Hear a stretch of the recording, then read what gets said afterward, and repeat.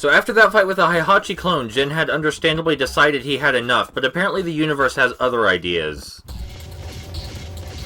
The laboratory had been situated on top of some ancient ruins from which the G Corporation is apparently trying to draw power. That would certainly explain the robots we're seeing right here, but who knows what we'll encounter as we head deeper in.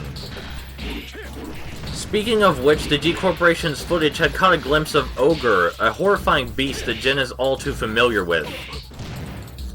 It had previously taken out several very powerful fighters before promptly transforming into some sort of monstrous beast called its true form.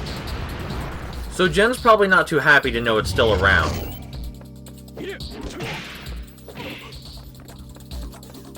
We have no real proof that Ogre has anything to do with the Devil Gene, but Jin's not just going to let it go either way. Ogre has caused so much torment in his life that he's not going to stop until it's gone. And here we have the stage's first puzzle, if you'd like to call it that, in which we encounter an ancient statue that functions similar to the hover carts. And just like the hover carts, they will disappear in time, but we don't even have time to worry about that, because of course enemies have to interrupt our puzzle solving. We have to wonder just how far G Corporation managed to infiltrate the ruins. I mean, surely they haven't reached the bottom yet. And if they have, then I'm certain Ogre made quick work of their robots. A giant mechanical army would probably be pretty impressive under normal standards, but this isn't exactly a normal situation we're in. From this point on, block puzzles are almost always used in conjunction with platforming. Very rarely are they separate.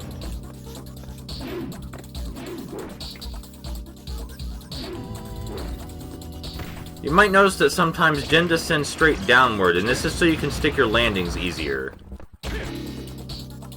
We've got some kind of ancient perpetual motion pendulum in here, but of course there are more robots first.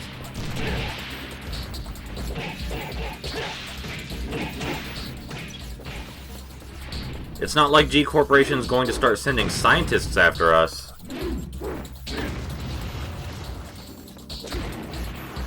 Up here is another save point, and it looks a bit different, so I figured it was worth showing.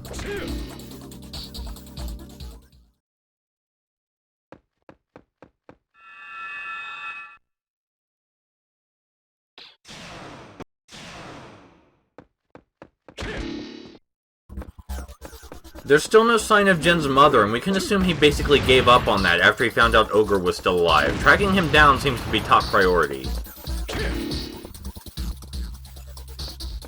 This is where things start to get interesting for a lot of reasons. For example, I love the architecture in this room, although there is a giant hole in the center.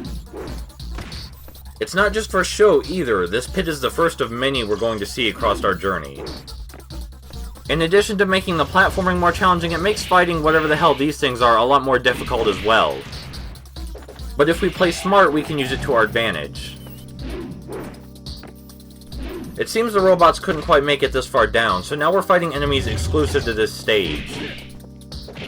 And throws are your friends here for a lot of reasons, one of them being that these guys love to block. We really have no idea what these things are, but considering where we are, it really shouldn't surprise us. We also seem to be doing a whole lot of upward climbing, although I imagine Ogre would be at the bottom. These jumps tend to look a whole lot scarier than they are. And these guys would be a lot more formidable if I didn't kick them off the edge, although you'll see that soon enough.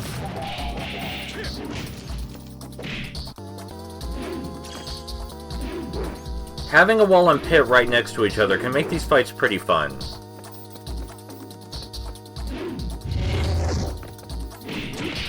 Just like dominoes.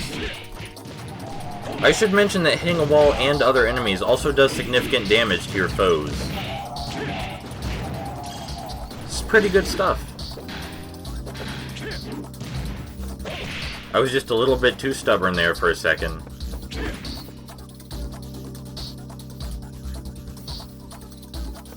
If we fall down here, we'll have to fight a lot more enemies than usual, and this isn't the last time we'll see this kind of trap. Now, if you want to get a 100% KO rate, you have to go down there, but I think we'll be fine. And in spite of what you're seeing on screen, the game can be pretty difficult starting here. Again, throws are our greatest ally. Though if we got Nina in here, that would be some help too. Please go play Death by Degrees. It's a good pun and a good game. This game has completely destroyed my trust in hallways. I've learned they're both the perfect place to get ambushed and the perfect place to get a high combo.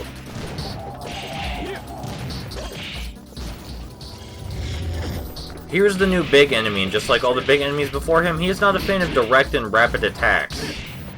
But we sure are. The same strategy of scattering your enemies applies mostly throughout the game, unless there are pits, which there will be a lot of later, and then things get a little bit more complicated. But we'll figure it out. I think it's clear that we are not very welcome here. Though it's kind of hard to imagine that anyone would be. We've got another puzzle in here, and while this one isn't exactly too complicated, it is a little bit more complex, and it's the first one where you have to move pretty quickly. It's also where we learn that different blocks have different levels of endurance. For example, this one we're about to kick right here, it will stay on the pressure switch long enough for us to reach the door, while the other one wouldn't. And of course, there are crumbling blocks and curved jumps for good measure. Simple stuff, but satisfying stuff. Here's another time puzzle, but this one's a little bit weirder. This statue up here will lower the barrier on a door, just like those things in the first stage, but the barrier will actually repair itself if we're not fast enough. And then here's the last puzzle in the stage. It's pretty self-explanatory, and there are a lot of simple pieces, but I do like that it teases you with the solution. It's also the first puzzle where all of the blocks have to be somewhere specific for you to get the solution, so you just can't leave them hanging. I mean, this isn't a great brain workout, but we do have to use both our wits and our fists.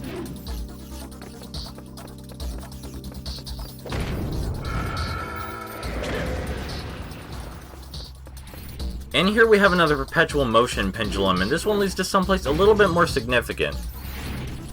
Though we still have been climbing mostly upwards all this time. Still, if something in here is important, it's probably that. And of course we get ambushed, and although there is a pit next to us, hurling them off just means we'll have to fight them again later. Though that does help to separate them a little. Now we're back out here, but we still don't know what destroying that statue did, or where Ogre is. Yeah, this seems about right. Using the devil was hardly necessary here, but it has been a while since we've seen him. The face on this door resembles Ogre's first form, which seems very promising.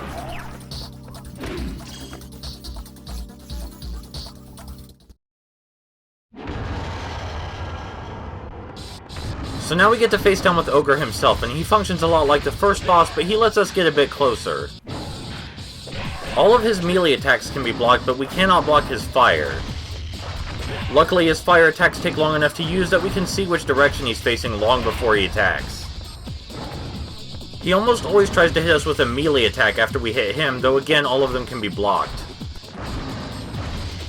When he flies up in the air, all we need to do is watch his shadow, it's that simple. Trying to lock onto him is futile. All in all, his attacks are pretty simple, but he can seem very unpredictable and difficult the first time you play. We can also hop up on these platforms to take him out of the sky, but I find it's much easier to be patient and just avoid him. Getting caught by his fire in any circumstance is not recommendable. If you're lucky enough, sometimes you can get a combo in on him right after he tries to melee you. Some of his melee attacks are faster than others, but it's pretty easy to realize which ones.